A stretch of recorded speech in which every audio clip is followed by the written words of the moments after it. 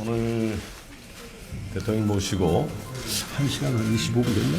10시 30분부터 11시 55분까지. 10시 30분부터 11시 55분까지 예, 말씀이 있었습니다. 그 내용을 주로 우리 박영선 대표께서 먼저 발표하시도록 하겠습니다. 네, 보고 드리겠습니다. 오늘 청와대 회동은 10시 30분부터 11시 55분까지 진중하고 매우 진지하게 진행이 됐습니다. 먼저 인사 문제와 관련해서 말씀을 드리겠습니다. 최근에 이어지고 있는 인사청문회와 관련해서는 인사청문 보고서가 채택되지 않은 후보자들을 제고해 주시기 바랍니다라고 말씀을 드렸습니다.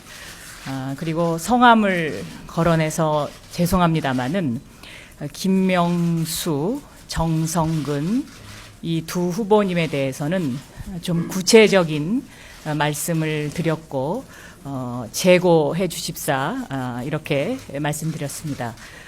대통령께서는 이 말씀을 들으시고 잘 알았고 참고하겠습니다라고 답변해 주셨습니다. 이병기 국정원장에 대해서는 야당의 입장에서는 받아들이기 힘든 분이지만 국정과 안보 공백 문제를 고려해서 청문 보고서를 채택했다는 점을 말씀을 드렸고 정치 관여 금지 등 국정원 개혁에 박차를 가해 주실 것을 건의드렸습니다. 정홍원 총리의 유임 문제와 관련해서는 세월호 참사 이후에 책임지는 사람이 없는 데 대한 국민의 걱정의 소리를 전달을 해드렸습니다. 정홍원 총리께서 며칠 전에 말씀하신 국가개조 범국민위원회와 관련을 해서는 국가개조라는 말이 좀 권위적이고 하향식의 느낌을 주기 때문에 시대에 맞지 않는 어휘인 듯해서 국가혁신으로 바꾸어 주시면 어떻겠느냐라고 말씀을 드렸습니다. 이에 대해서 대통령께서는 정홍원 총리의 유임 문제와 관련해서는 새로운 총리를 찾는 데 따른 그 인사의 어려움을 설명을 하셨고 정홍원 총리께서 세월호 현장 수습과 또 수습 현장을 잘 알고 유가족들과 교감을 잘 하셔서 그 유가족들을 잘 이해하실 수 있는 분으로 진정성 있게 후속 대책을 하실 수 있을 거라고 생각을 했다. 이해해달라라고 말씀을 하셨습니다. 다음 세월호 참사 후속 대책과 관련해서 말씀드리겠습니다. 세월호 특별법은 7월 16일 본회의 통과를 목표로 오늘부터 여야 두 정책위 의장께서 관련 상임위와의 협의체를 구성을 해서 집중적으로 논의하기로 했습니다. 단원고 피해 학생 관련 대학 정원 외 특례 입학 문제와 관련해서는 이것 역시 정책위 의장, 여야 정책위 의장 두 분이 교문위 간사와 긴밀히 협력해서 7월 16일 본회의에 통과시키기로 했습니다. 세월호 국조특위가 때론 잘 진행되지 못한다고 야당이 느끼고 있어서 청와대와 새누리당에게 순조롭게 돌아갈 수 있도록 협조를 부탁드렸습니다. 정부 조직법, 김영란법, 유병언법 등과 관련해서는 대통령께서 조속히 처리를 요청하셨습니다. 이에 대해서 국회가 공론의 장을 마련해서 의견을 수렴해서 8월 국회에서 논의해 처리하기로 했습니다. 다음 남북 문제와 관련해서는 진정한 남북 대화를 위해서 5.24 조치의 해제를 건의드렸습니다. 대통령께서는 인도적 차원에서의 인프라 그리고 민족의 동질성 확보 등 허용되는 범위에서의 추진을 말씀을 하셨고, 대통령께서 정부 그리고 여야가 통일 준비를 함께 하자라는 말씀이 있으셨고, 통일준비위원회에 양당 정책위 의장이 참여하면 좋겠다라는 그런 제안이 있으셨습니다. 다음 4대강 문제와 관련해서는 이 세금 먹는 하마인 4대강 문제는 국정조사를 해야 한다라고 저희가 요구를 드렸고, 이에 대해서 대통령께서는 부작용에 대해 검토해서 대책을 세우겠다라는 답변이 있으셨습니다. 이것이 대략 오늘 그 진행된 청와대 회동에서의 주요 줄거리입니다. 우리 의장님 경제 문제 말씀하시죠. 네, 저는 주로 경제 문제와 관련해서 말씀을 드렸습니다. 올해도 세수결손이 10조에 이르고 가계부채가 1000조에 이르고 있다. 그래서 재정 건전성 위기와 가계부채 위기가 문제라고 말씀드렸습니다. 그리고 세수 기반이 이렇게 어렵게 된 것은 2008년 이후 소위 대기업 부자 감세가 주된 원인이라고 생각하고 있다. 그래서 2008년 이전의 상태로의 환원이 필요하다고 말씀드렸습니다. 이에 대해서 대통령께서는 별다른 말씀이 없고 듣고만 계셨습니다. 또한 현재 경제 위기 해결을 위해서는 단기적인 경기 활성화 정책보다는 뿌리를 튼튼히 하기 위한 가계소득 중심의 성장 정책이 필요하다고 말씀드렸습니다.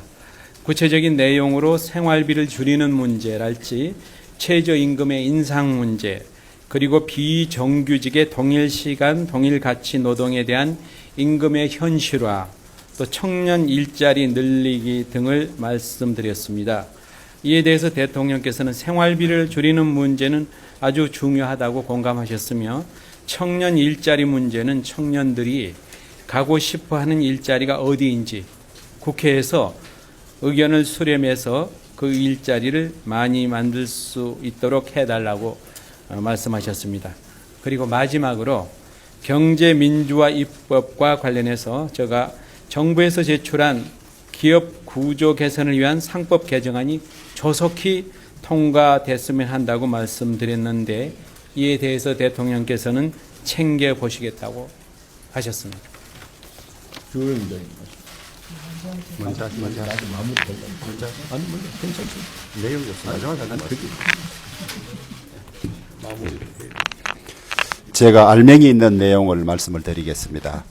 우리 박영선 대표께서 한글 문양이 새겨진 스카프를 준비를 하셨고, 대통령께서는 남성 여성용 청와대 문장이 새겨진 시계를 선물로 준비하셨습니다. 네. 오늘 분위기가 화기애애한 말씀을 하신 거니까. 예.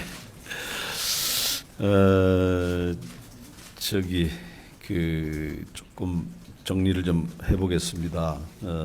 우선 오늘 아마 대통령 취임 이후에 여야 원내 지도부와의 이 회동은 이 회담은 처음인 것 같은데요. 앞으로 정례적으로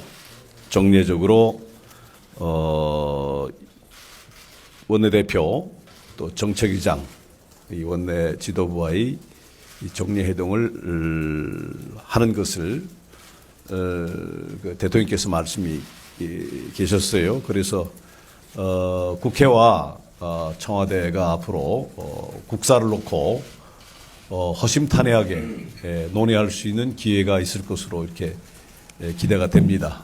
그래서 우리 원내 지도부 원내대표 정책위장 중심으로 해서 청와대와의 이 소통, 청와대와의 이 국정에 대한 논의를 앞으로 좀 활발하게 하겠다 하는 말씀을 좀 드리고요. 대통령께서도 동의를 하셨고 그렇게 하실 생각이라는 말씀이 계셨다는 걸 좀 드리고요. 우리 박영선 원내대표께서 뿐만 아니고 저희 당이 7월 14일 전당대회가 있지 않습니까? 그래서 당대표, 김한길, 안철수 두 당대표와의 그 만남도 빠른 시간 내에 갖는 게 좋겠다라는 박영선 대표의 이 말씀에 대통령께서 그 뭐 별다른 말씀은 없었지만 제가 옆에서 볼 때 좀 긍정적인 입장인 것을 읽었는데 어떻게 맞습니까? 어떻게 보셨습니까? 네, 만나 주실 것으로. 저도 뭐 이렇게 표정이나 이런 걸 보니까 뭐 별다른 말씀 없었지만 뭐 그 긍정적인 반응으로 저는 느꼈습니다. 그건 뭐 말씀은 없었어요. 그러나 그렇게 될 것으로 기대하고 저도 뭐 박영선 대표 또 우윤근 의장님 말씀을 존중해서 저도 한 번 더 건의를 하겠습니다. 좀 만나서 같이 좀 허심탄회하게 양당 대표들과도 이 회동도 좀 있었으면 좋겠다. 예. 그 다음에 중요한 것은 그 아까 우리 우윤근 의장님께서 말씀이 계셨습니다만은 이 문제에 대해서 경제 문제인데요. 성장과 이 분배는 뭐 영원한 숙제 아니겠습니까? 뭐 그런 의미에서 지금 뭐 야당이 느끼는 어떤 그 여러 가지 체감적 그 경제에 대한 느낌이 있겠습니다만은 대통령께서도 이 경제가 동력을 잃어서 대단히 이 걱정이다 마시다시피 세월호 참사 사건 이후에 이게 살아나던 경제가 동력을 잃어가는 그런 걱정이 많지 않습니까? 그래서 경제가 다시 이 활기와 동력을 찾아서 회복될 수 있도록 우리 국회에서 이런 관련 법들이 이 조속히 이 마무리될 수 있기를 기대하고 희망한다. 좀 처리해달라라는 완곡한 말씀이 있었다는 것을 추가로 좀 말씀드리고요. 아까 그 박영선 대표님께서 인사청문회 관련해서 말씀이 계셨습니다만은 뭐 일부 후보자들에 대한 말씀을 박 대표님께서 하셨습니다. 다만 거기와 관련해서 한 말씀 드리면 이병기 국정원장 같은 경우는 어제 야당이 보고서 채택을 응해 주셨습니다. 그래서 이 문제에 대해서는 저도 한 말씀 드렸습니다. 이 국가안보 이런 문제에 대해서 대단히 중요하기 때문에 야당이 고맙게 보고서 채택에 응해 줘서 대단히 고맙고 이런 뭐 큰 뭐는 없지 않는가라는 제 입장을 얘기했습니다. 정원 총리 부분에 대해서는 아까 박영선 대표께서 말씀하신 그대로인데요. 다만 이 세월호 참사 이후에 여러 가지 이 진상 규명 또 관련 대책 여러 가지 처리할 문제들이 많습니다. 그래서 제일 잘 아는 정원 총리가 이 문제를 마무리할 수 있도록 하는 문제는 대단히 중요하다. 그래서 그 점에 대해서는 저도 동의의 말씀을 했다는 말씀을 드립니다. 아무튼 이러한 전반적인 문제들 보고드린 그대로입니다만은 이런 것들이 이 향후 또 9월 정도로 기대를 합니다만은 또 정례 대통령과의 그 회담에서 더 발전된 그런 모습으로 이 국정이 논해지고 또 우리 원내 지도부와 청와대와의 소통이 원활해짐으로써 국민들에게 덜 걱정 끼쳐드리는 그런 모습으로 가겠다는 말씀으로 국민들에게 보고의 말씀 마칩니다. 감사합니다. 뭐 제 말씀 틀림은 없죠? 괜찮습니까? 혹시 또 질문 뭐 있으십니까? 아니 괜히 또 제가 또 만들어냈다고 또 할까봐 박범계 의원님 또 그렇게 안 하죠? 뭐 질문 있으면 말씀 주세요. 정례회동은 얼마 만에 한 번씩 하시고 어떤 주제들 주로 논의하시나요? 뭐 얼마만이라고 딱 정한 건 없고요. 주제는 뭐 광범위하게 오늘 박영선 대표님 아까 말씀 들으셨겠지만은 너무나 그 새정치연합에서 준비와 포괄적인 뭐 어떤 거기 제한 없이 그저 아주 참 여러 말씀을 주셨기 때문에 앞으로도 의제에 국한하지 않고 국정에 도움이 된다면은 뭐 무엇이든지 다 논의할 수 있고 대통령과 그 허심탄회한 얘기가 될 것으로 생각되는데 뭐 동의하십니까? 말씀하시죠. 앞으로 이 회동이 됐습니다. 의장, 네, 오늘 회동이 오늘 회동에 대해서 사실 걱정하는 야당 내의 어떤 기류도 있었고 또 국민들 가운데에서도 또 부정적으로 보는 시각도 있었다는 것을 제가 잘 압니다. 그런데 국민들의 걱정을 덜어드리고 대한민국의 발전과 대한민국의 미래를 위해서 여야 그리고 청와대가 국정 현안에 대해서 논의하는 자리가 자주 만들어지는 것은 국민들이 바라는 일이라고 생각합니다. 네. 덧붙여서 말씀드리면은 국민들이 대통령께 바라는 것 여러 가지가 있겠지만 그 중에서 가장 중요한 게 소통이라고 저는 알고 있는데 그러한 측면에서 여야 원내 지도부와 대통령과의 만남은 아무리 많아도 지나치지 않다. 가능하다면 자주 만나는 게 좋다. 그것을 걱정하는 국민들이 있다는 것은 전 동의할 수가 없어요. 그래서 이견이 있음에도 불구하고 자주 할 수만 있다면 정례 회의를 갖는 것이 바람직스럽고 또 일부 걱정하시는 분들 마음을 모르는 바는 아니지만 그것은 전 동의할 수가 없습니다. 자주 만나야 됩니다.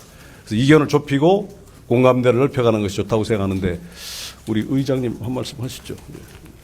네, 저희들도 이런 만남이 의례적인 만남이 돼서는 안 되겠다. 야당의 요구가 또 국민의 요구가 직접 대통령에게 전달돼서 그것이 실현될 수 있어야 이 소통이 계속 이어질 것으로 기대를 합니다. 그러기 위해서 노력을 하겠습니다. 그리고 또 이제 국민들께서 요즘 서민 중산층 너무 살기 힘드신데 이렇게 국회에서 주례 회동을 통해서 대화를 함으로써 국민의 삶이 좀 나아졌다라고 느끼실 수 있도록 저희가 국민의 목소리를 전달하는 것이 또 야당의 몫이라고 생각하고 또 거기서 해결을 찾는 것이 국정 운영의 어떤 새로운 그리고 올바른 길이라고 저는 생각합니다. 네. 의장님 한 말씀 하시죠.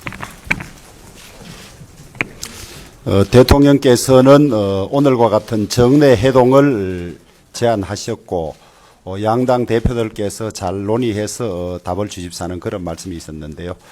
오늘 회동 저는 매우 의미 있고 유익한 회동이었다고 생각을 하고 앞으로도 여야와 청와대가 서로 소통하고 의견을 나눌 수 있는 이런 자리가 자주 되었으면 참 정치적 발전도 있고 좋겠다고 그렇게 생각을 합니다.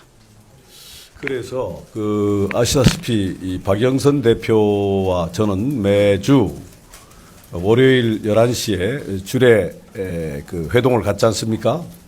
또 두 정책위장님들께서도 화요일이죠. 화요일 날 또 이렇게 주례 회동을 정례적으로 갖지 않습니까? 또 오늘 대통령과 원내 지도부 간에 이렇게 회담을 했고 또 앞으로도 정례적으로 하겠다는 이 말씀은 정치의 복원입니다. 정치의 복원. 소통이 이제 정상적으로 가는 거죠. 그래서 무슨 구체적인 성과물 있구를 떠나서 이 노력 자체 또 이것의 모습이 국민들에게 좀 덜 걱정 끼쳐드리는 정치권의 모습이 아닌가 생각할 때 이것을 앞으로 지속적이고 생산적으로 그리고 좀 성과물이 첫술에 배울 수는 없지만은 성과물이 나올 수 있도록 그렇게 노력하겠다는 말씀을 드립니다.